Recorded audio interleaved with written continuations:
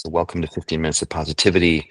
For the next 14 minutes, we're just going to spend some time flexing one of the many proverbial muscles that we have in our brain to hopefully experience an embodied or have an embodied experience that feels positive, where there's some kind of insight that connects to our body. And when we do that, we're activating all these neural networks that I posit are the kind of things that we want to have be active or really accessible throughout our day to day. So when we're struggling with anxiety or depression or stress, whatever it might be, we want those networks to be sort of lubricated and ready to go. So today's so I'll get going here. Today's theme is forgiveness, and I learned a lot about forgiveness by this wonderful teacher here, Byron Katie. And she says, forgiveness is discovering that what you thought happened didn't. And at first, when she said that, I was like, well, I don't get it. But I'm going to use an example that I stumbled across recently that really hits this point home for me. So this guy here, Charles Whitman, I don't know if you have ever heard of him, but in 1966, he climbed into the bell tower at the University of Texas and proceeded to use his sniper skills that he learned in the military to shoot people. So he murdered 13 people, wounded, I think, 30 or 35 people before the police killed him. And, why bring this sort of, morbid, awful thing to the table here? It's because what happened before and after he did these awful things. So before the morning of, he also murdered his wife and his mother, and he left some journal entries where it said, there's something wrong with me. I don't know what it is. It's been brewing for a long time. There's this like oppressive darkness and this negativity that's just taking over. So when I'm dead, you should take a look at my brain. And so they actually did that afterwards. They did an autopsy, and they discovered that he had a pretty large tumor that was impinging on his amygdala in his brain. Now, the amygdala is the part of our brain that is sort of our fear center. Some people that do extreme sports, there's theories that maybe their amygdalas are less active, they experience less fear. But it's also the part that modulates some degree of sort of moral activity. Is the thing that I'm about to do that's scary and dangerous or hurtful, is it something that I can modulate and actually I'm guessing the reason most of us don't climb into clock towers and kill people is because that part of our brain is working well, and it says, no, that's a horrible thing to do. That's painful. It's scary. It's not good. So in his case, there's clearly something that was affecting his biology. Now I bring that up not because it in any way excuses what he did, but I do notice that when I read that, there's almost this a kind of softening of my moral stance towards what an awful thing he did. And it's almost like there's some degree of compassion or pity that kicks in, where it's like this poor guy knew that something was amiss and his biology was doing something with him, leading him to this really, really awful place. And so there's, again, it's not excusing it, but there's some sense of, oh my gosh, we are in fact really, really affected. You could say we're victims of our biology. When I'm hangry, when I'm tired, when I'm hot, I get cranky. I'm not necessarily fun to be around. And it takes extra effort for me to notice that and say, wait a second, like make sure you're paying attention and modulating that part of you so that you're not being unkind to people around you. And so how that ties into forgiveness is, this idea of noticing that when someone does something that really hurts us, the path into forgiveness, I think, is being able to take a step back and use our neurology to be able to say, I wonder what's going on for that person that would have them behave that way. And if we can sort of put ourselves in their shoes, even if we don't fully understand, what's happening, there's just a softening effect, I think, that happens where you can say, well, gosh, I imagine if I had a tumor growing in my brain and pressing on my amygdala, who knows what I'd be capable of, right? So there's some humility, I think, that enters the picture, and I think that's the doorway into forgiveness, at least the doorway that I want to open up today. So let's close our eyes, and as always, just start off by grounding, dropping into the present moment. Just noticing the body breathing, the heart beating.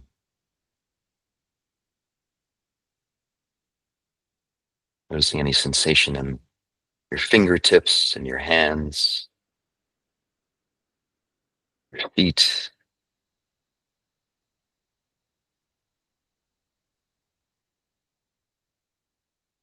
noticing sounds,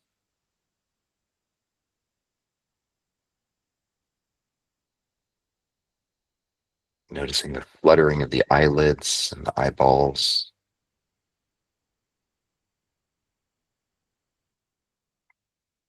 Just taking a kind of observer stance, just noticing what's happening right here, right now.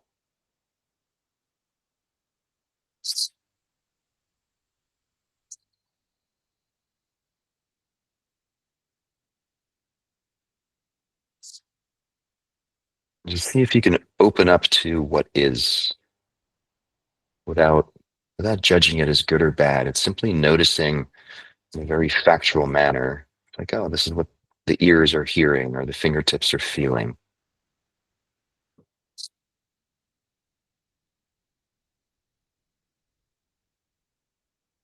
Those sensations and experiences don't become good or bad until the brain kicks in and starts spinning stories about, oh, this is, that pain that I always experience, or this is a problem because until then, it's just sensation.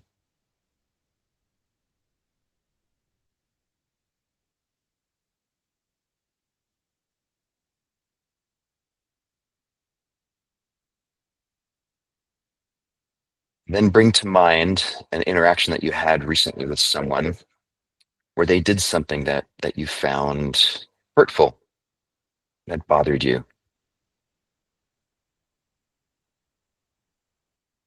And see if you can connect to the part of your brain that's spinning a story that says they shouldn't be doing that because they should know better. Or they're doing this because, and then fill in a blank. They're a jerk. They're selfish.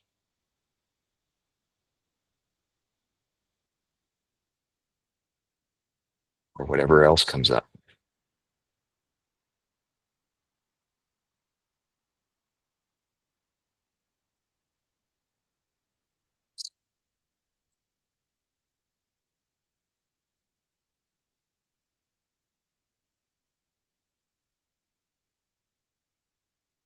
It doesn't change the fact that what they're doing is hurtful or feels negative. But we're just going to park that for a moment, try to open up to the possibility that what if there's something going on in their life that's activating this behavior in them? What if the guy that just cut me off in traffic is in fact racing to get to the hospital to be with his mom or his child that was just admitted to the emergency room? How does that understanding change the way we feel about what this person is doing? Just notice.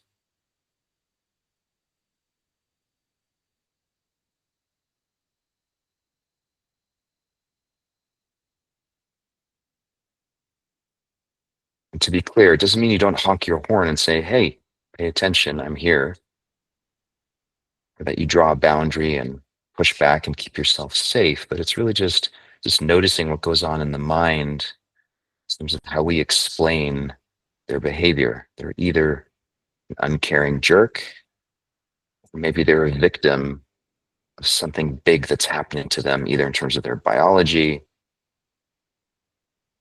or their life circumstance, events happening in their life that are leading them to behave in this way.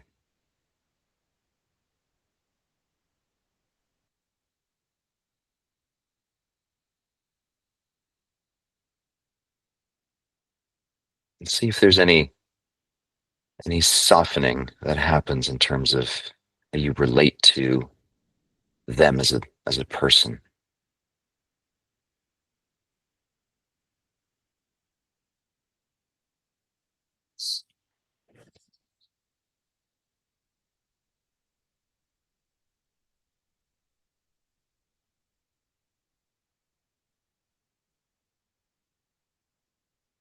In the case of Whitman, became kind of easy, right? We could open up the brain, we could look in there and say like, oh my gosh, look, there's this big tumor that's affecting this person.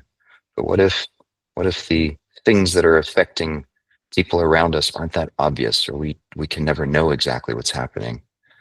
What if they're hormonal, circumstantial, or some illness that they don't even know about yet?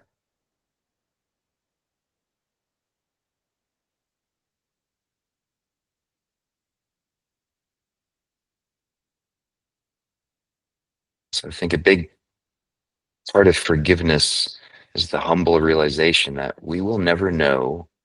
In most cases, we won't know why people do what they do, why they do things that feel hurtful to us.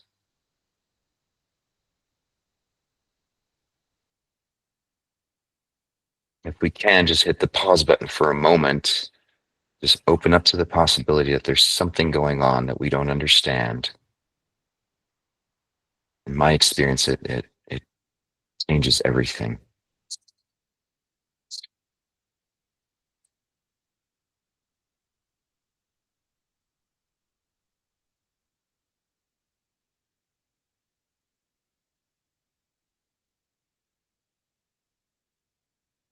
Just notice how that feels in the body if you're able to access that sense of forgiveness. Like, where is it?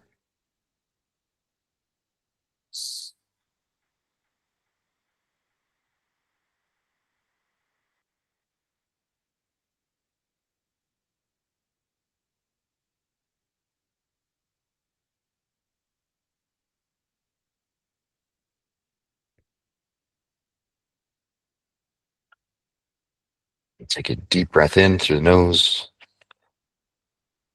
filling up the lungs and the belly, and slow exhale.